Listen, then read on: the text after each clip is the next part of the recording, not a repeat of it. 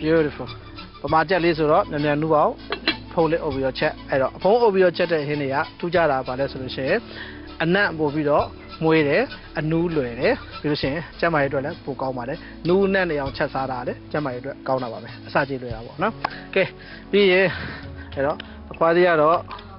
အခွားသေးလေးကိုရေဆက်လေးနဲ့ဇွန်ကြောက်လေးနဲ့ချက်မှာဆိုတော့ခွန်လေးနွားပြီးလို့ရှိရင်ပုံမှန်ဆိုရင်တော့အချို့လည်းအထက်ကအစီကိုမထုတ်ပဲချက်တယ်ကျွန်တော်ကတော့အထက်ကအစီလေးတွေထုတ်မယ်ပေါ့ဗျာအခွားသေးတွေကရမ်းနှုတ်ပါတယ်ဒါဆိုရင်တော့အစီထုတ်စရာမလိုတော့ဘူးခွားသေးလေးတွေလှီးပြီးတော့ဇွန်ကြောက်လေးနဲ့ချက်မယ်ခုနလိုပဲဇွန်ကြောက်လေးတွင်းစားသုံးတစ်စွန်းသာလောက်ထည့်ပြီးတော့ထောင်းဇွန်ကြောက်လေးနဲ့ညက်သွားရင်ရုပ်ကောင်းလှော်ထားတဲ့ရုပ်ကောင်းလေး50လောက်တည်ထောင်းမယ်ဟုတ်ပြီပြီးရင်ကျက်သွန်ပြူအခုလိုအတက်ကြီးကြီးလေးဆိုရင်3တက်လောက်ဆိုရပြီပေါ့โอเคပြီးတော့ရုပ်ဒီဇိန်းလေးကတော့9000လောက်ပေါ့ဗျာရခိုင်ရိုးရဟင်းလေးတွေမှာတီးနှံလေးကိုချက်တဲ့အထဲမှာလည်းခုနရခိုင်ငပိလေးနဲ့ရုပ်ဒီဇိန်းလေးကျက်သွန်ပြူလေးနဲ့ရိုးရိုးလေးချက်တာပါပဲအဲ့ဒါကရခိုင်ရိုးရရဲ့ထူးခြားတဲ့သူတို့ရဲ့ဟင်းလျာချက်နည်းလေးပေါ့ဗျာနော်ပြီးရင်ခုနလိုပဲအဲ့တော့ညံငပိလေးတစ်ခါတည်းအနှဲငယ်လေးထည့်ထောင်းထားလိုက်မယ်ညံငပိကလက်ဖက်စားစုံလေးနဲ့တစ်စုံလောက်ဆိုရပါပြီငပိလေးပါရောပြီးတော့ထောင်းထားလိုက်တော့ချက်တဲ့ခါကျတော့ညံတာပေါ့ဗျာနော်ရပြီဗျကဲအဲ့တော့ဒီဘက်ကသခွားသီးချက်လေးချက်မယ်ခုနတီးထားတဲ့သခွားသီးလေးထည့်ကဲကျွန်တော်ထောင်းထားတဲ့ကျက်သွန်ပြူငရုတ်သီးစိမ်းဇွန်ကြောက်နဲ့ညင်ငပိလေးနဲ့ငယ်အဲ့ဒါလေးတွေပါတခါတည်းထည့်ချက်မှာပေါ့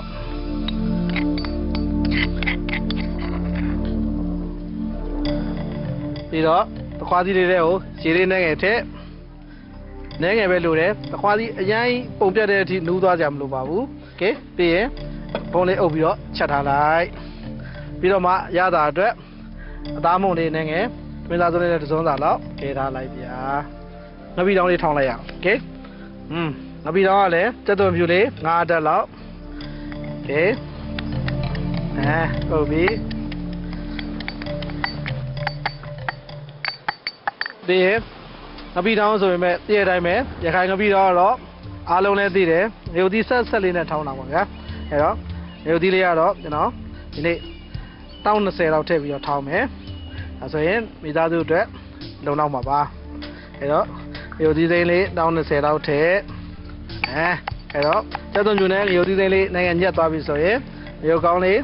10စိလောက်ပေါ့ရုပ်ကောင်းလေးကတော့လှော်ပြီးတော့မှထောင်းအောင်ပို့ပွေးတာပေါ့နော်ကဲအဲ့တော့လှော်ထားတဲ့ရုပ်ကောင်းလေး10စိလောက်ထည့်ထောင်းဟုတ်ပြီ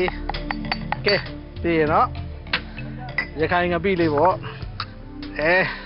ဒီလိုထမင်းသားစုံလေးနဲ့ကမောင်းမောက်လေးတစ်စုံလောက်ဆိုရင်ရပါပြီဗျာကဲအဲ့တော့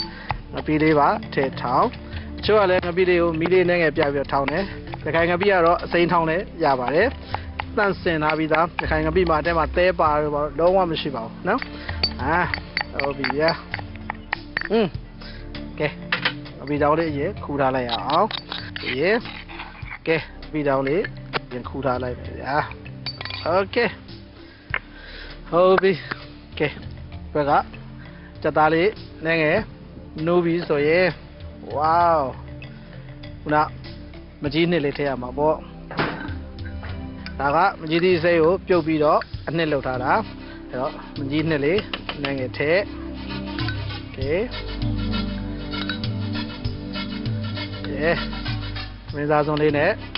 4စုံလောက်ဆိုရင်ချင်းလေးကနေထားတော်လောက်ဖြစ်မှာပါကျိုးကလည်းတောက်ဆန်းဆိုလို့ရှိရင်အရေများလေးနဲ့ချက်ချင်တယ်ဆိုရင်ရေတန်းလေးနဲ့ငယ်ပို့ထည့်လိုက်ပေါ့ဒီနေ့ကတော့ကျွန်တော်ရေဆက်လေးနဲ့ပဲချက်မယ်ဗျာ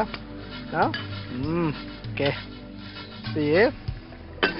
မီးလေးလျှော့ပြီးတော့ဖုံးပြန်အုပ်ထားဘက်ကသခွားသီးလေးရော Whoa it's beautiful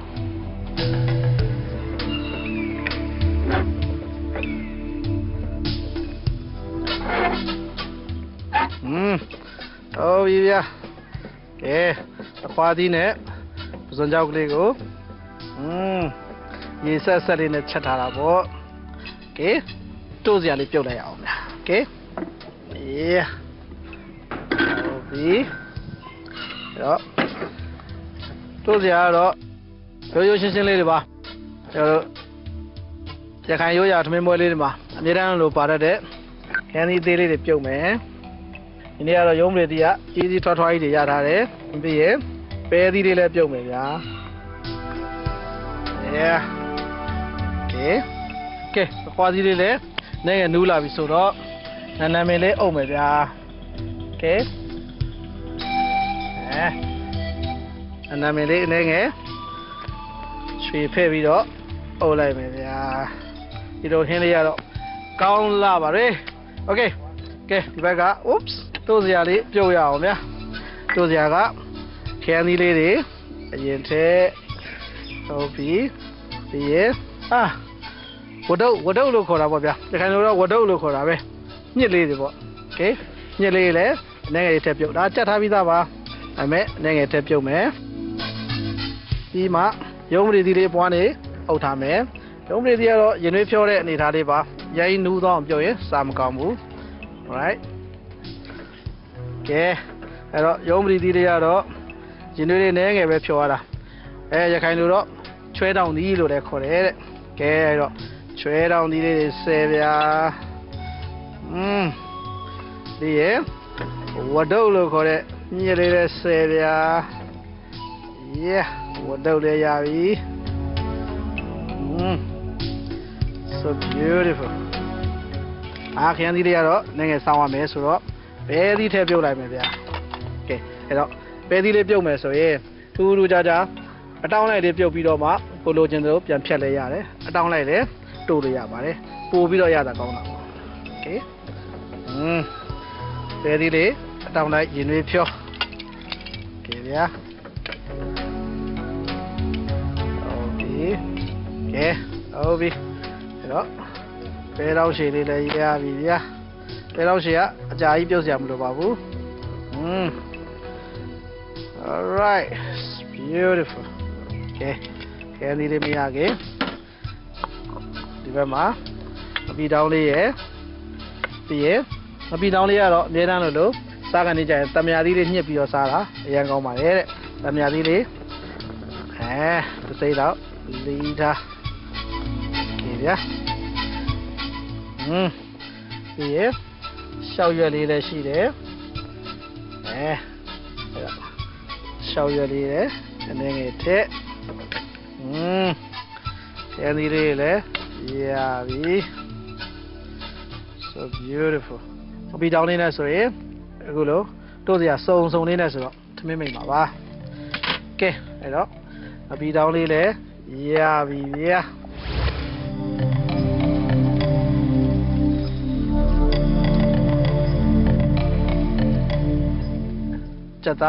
ကြက်တောက်ဆန်းလေးလည်းရပြီအခွားသီးချက်လေးကဲအားလုံးကတော့ပြီးပြည့်စုံနေပြီ